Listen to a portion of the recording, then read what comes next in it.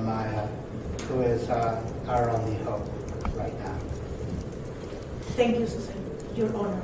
Thank you, Your Honor. Anything else, Mr. Smith? All right. Ms. Candelario, you might as well stand up.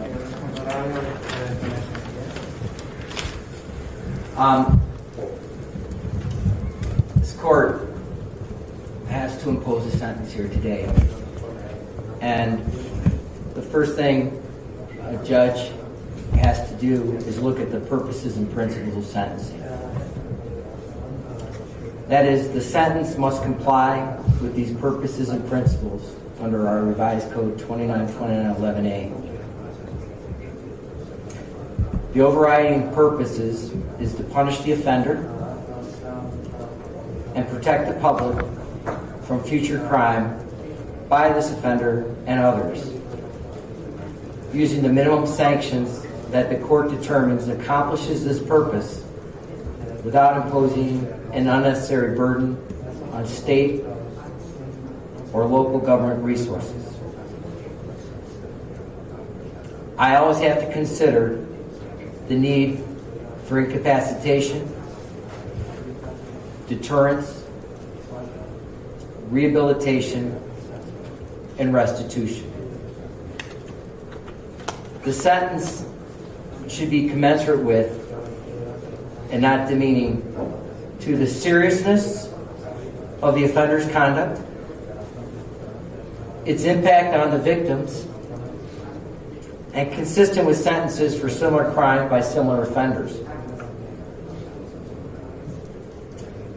Ms. Candelario, I am not sentencing you today based on your race, your ethnicity, your gender, or your religion. Do you understand that? Yes.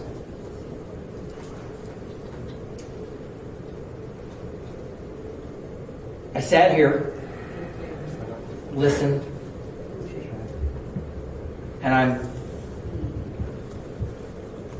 looking in the back of this courtroom, and I think of Dr. Mooney's statements to me, Sergeant Detective Teresa Gomez, and Detective Powell, and these three experienced, very talented, hardworking individuals all called this one of the most horrific cases they've ever seen.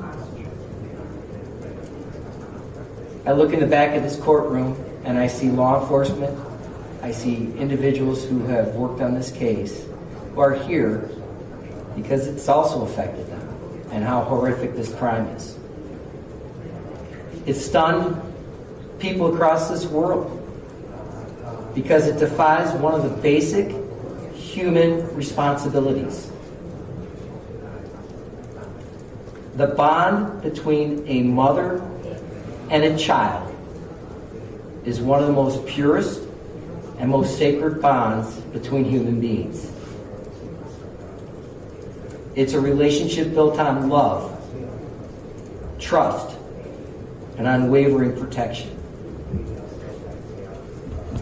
Yet, in a shocking and betrayal of this fundamental trust, you committed the ultimate act of betrayal, leaving your baby terrified,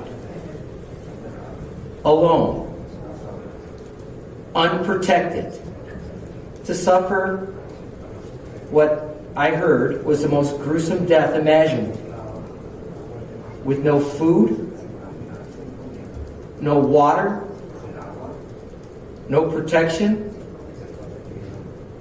and lying in her own feces.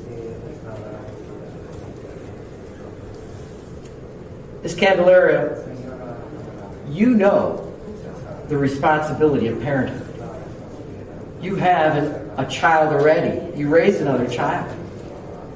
And I've witnessed here before me your parents who've showed you love and respect and education.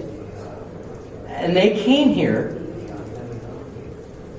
to help you, to advocate for you. more than what you've done for your own child. The evidence that I've witnessed here before this court shows that this time you simply chose not to be here because you wanted to have fun. You decided you needed a vacation. And what followed was absolute depravity. You left your baby, Jailyn, trapped in a pack and play without food and water for 10 days. This wasn't simply an oversight. You could have saved Jailyn's life many times. You could have found someone to watch her while you were gone. You could have taken her with you. While you were in Detroit or Puerto Rico, you could have called someone in Cleveland and told them that Jailyn needed help. Dr. Mooney indicated that rigor mortis was found when they found her, which means she didn't die that long before you came home. Think about that. Despite all of her suffering, that little baby persevered, waiting for someone to save her. And you could have done that with a simple phone call. Instead, I see photos of you on a beach while your child was eating her own feces in an attempt to survive. Photos mean something. And I'm well aware of mental health, but didn't look like you were too concerned about your child. As if that wasn't bad enough, you extended your stay in Detroit without regard to Jailyn, alone, in pain, clawing her face in distress from the exhibits I just looked at, trapped in a tiny prison that you left her in. When you got home, you knew enough to start lying. You concocted story after story, trying to hide what you did. You even put pants on her, but you couldn't hide the absolute horror and filth that she spent the last days of her life in. You still didn't get it.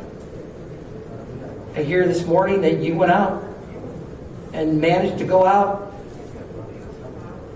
with someone that you were with, and he was too upset to eat, but you weren't. And then I hear that you're in jail and you're telling people, I can't wait to get home.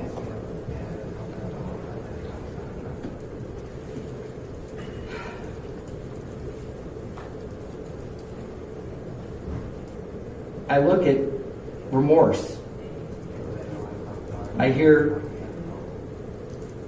except for the acceptance of responsibility, no remorse.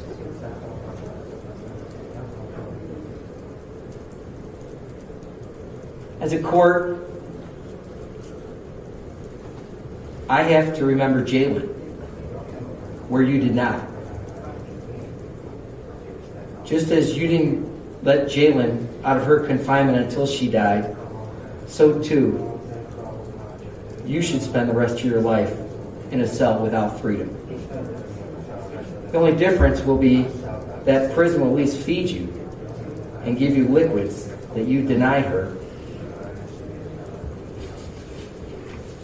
Based on all these factors, and based on all the things I've looked at, and I'm marking this as State's Exhibit 1 for the court reporter. On count 1,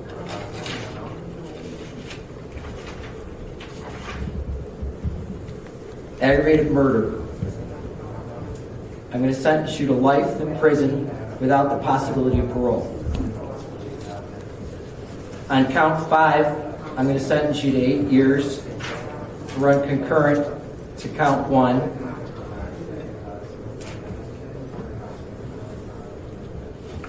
I'm going to tell you